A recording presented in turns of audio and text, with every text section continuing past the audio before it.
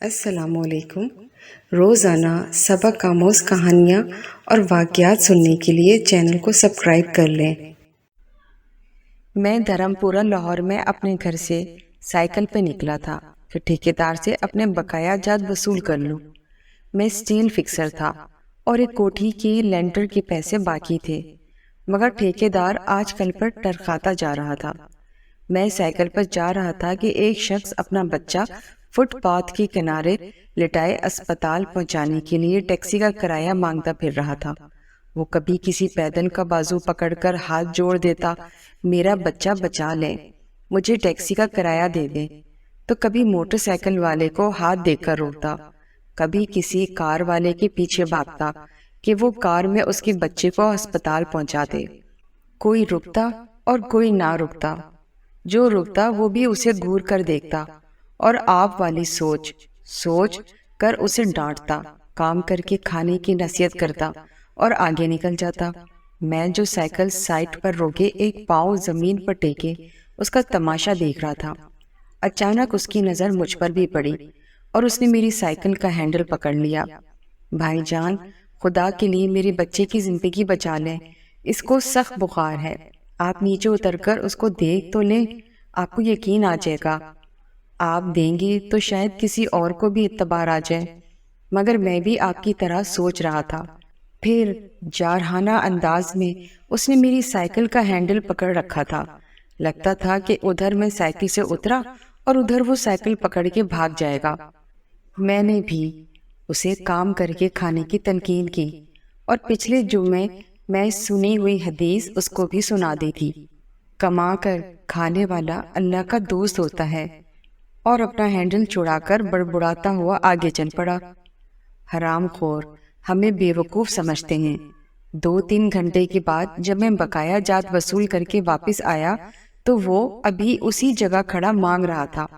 बच्चे को अब वो सड़क के पास ले आया था और उसके चेहरे से कपड़ा भी उठा रखा था।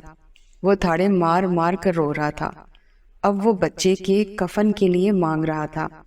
मैंने साइकिल को रोककर पाँव नीचे टेका और मैयत के चेहरे की तरफ देखा। फूल की तरह मासूम बच्चा जिंदगी की बाजी हार गया था। मेरे रोंगटे खड़े हो गए। मैंने जेब में जो कुछ था बकाया जात समेत सब बगैर गिने निकालकर बाहर फेंका और उससे पहले कि उसका बाप मेरी तरफ मुतवज्जा हो, साइकिल इस तेजी से चलाकर भागा गोया सारे लाहौर की बनाएं मेरे पीछे लगी हुई हैं। मैं घर पहुंचा तो मेरा बुरा हाल था। थोड़ी देर के बाद मुझे बुखार ने आ घेरा। बुखार भी कुछ ऐसा था गोया मेरे सारे गुनाहों का कुफारा इसी बुखार से होना था। घर वाले मुझे अस्पताल के लिए लेकर निकले और मैं चरपाई से छलांग लगा देता। मुझे अस्पताल नहीं जाना था, मैं इसी बच्चे की तरह एड़ियां रगड़ कर मरना चाहता था। 2-3 दिन के बाद बुखार को तो आराम आ गया, मगर मैं जहनी मरीज बन गया। मुझे लगता गोया मेरा अपना अकलौता बेटा जो 3री क्लास में पढ़ता था वो इस बच्चे के कुफारे में मर जाएगा। मैंने बच्चे का स्कूल जाना बंद कर दिया। बीवी के बार बार इसरार के बावजूद मैं बच्चे को स्कूल तो क्या दरवाज़ा खोलने भी नहीं जाने देता था। 40 दिन गुजर गए थे और बच्चे का नाम स्कूल से कट गया था। वाइफ ने अपने भाई से बात की जो दुबई की एक कंपनी में कैशियर था। उसने मुझे बाहर बुलाने के लिए पासपोर्ट बनाने को कहा, मगर एक तो मैं शनाख्ती कार्ड भी पैसों के साथ निकालकर बच्चे की मैयत पर फेंक आया था, दूसरा मैं खुद भी बच्चे को अकेला छोड़कर बाहर नहीं जाना चाहता था। वो 40 दिन क़यामत के 40 दिन थे।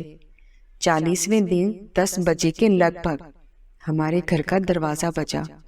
दरवाज़ा मैंने खुद खोला और सामने उस बच्चे को बाप को देखकर मुझे चक्कर आ गए। मुझे लगा जैसे हम दोनों आमने सामने खड़े खला में चक्कर काट रहे हैं। दरमियान में बच्चे का चेहरा भी आ जाता। मेरी कैफियत से बेखबर उस बाप ने मुझे दबोच लिया और फूट फूट कर रोना शुरू कर दिया। वो कुछ कहने के बजाय मेरी थोड़ी को हाथ लगाता और उसे चूम लेता, जबकि मैं पत्थर का बुत बने उसकी गिरफ्त में था कि अचानक मुझे झटका लगा और मेरी चीख कुछ इस तरह निकली جیسے کسی کو پانی پیتے وقت اچھو لگ جاتا ہے اور پانی اس کے منہ اور ناک سے بہہ نکلتا ہے۔ میں اس بچے کے باپ کو سختی کے ساتھ سینے سے لگائے یوں رو رہا تھا گویا اس کا نہیں بلکہ میرا بچہ مر گیا ہے۔ ہمارے رونے سے گھبرا کر پورا محلہ اکٹھا ہو گیا تھا۔ آہستہ آہستہ 40 دنوں کا غبار نکلا۔ اس کو میں گھر میں لے کر آیا۔ محلے والے بھی آ گئے تھے جنہوں نے اس آدمی سے بہت افسوس کیا۔ کچھ دیر بعد اس نے اپنی جیب سے میرا شناختی کارڈ نکالا اور مجھے واپس کیا۔ پھر جیب میں ہاتھ ڈال کر کچھ پیسے نکالے اور میرا شکریہ ادا کر کے کہنے لگا کہ آپ کے پیسے بڑے برکت والے تھے۔ شاید یہ آپ کے خلوص کی برکت تھی کہ میرے بہت سارے کام ہو گئے۔ سارے اخراجات کے بعد کچھ پیسے بچ گئے تھے۔ ان میں سے کچھ پیسے میں نے ادھار لے کر ڈالے ہیں، یہ آپ قبول کر لیجئے، باقی میں بہت جلد آپ کو واپس کر دوں گا۔ میں نے پیسے واپس لینے سے سختی کے ساتھ انکار کر دیا اور منت سماجت کر کے اسے پیسے رکھنے پر راضی کر لیا۔ اس کے بعد میں یہاں بطور اسٹیل فکسر آ گیا۔ میں جی جان سے کام کرتا تھا۔ چند ماہ میں ترقی کر کے فورمین بن گیا۔ 3 سال بعد میں نے سالے کی مدد سے اپنی کمپنی بنا لی اور اس بچے کے والد کو بھی اپنی کمپنی میں بلا لیا، اور آج وہ میری کمپنی میں فورمین ہے۔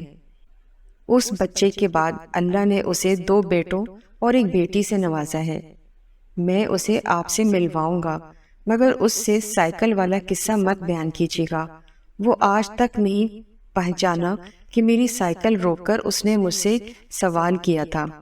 وہ مجھے ولی اللہ سمجھتا ہے جس نے اس کے بچے کی لاش دیکھ کر سب کچھ نکال کر دے دیا۔ قاری صاحب، اس دن کے بعد میں کسی کا ہاتھ خالی نہیں لوٹاتا۔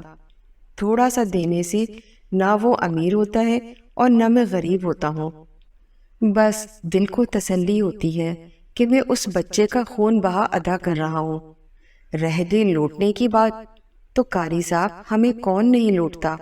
جوتے والا ہمیں لوٹتا ہے، کپڑے والا ہمیں لوٹتا ہے، سبزی اور گوشت والا ہم کو لوٹتا ہے۔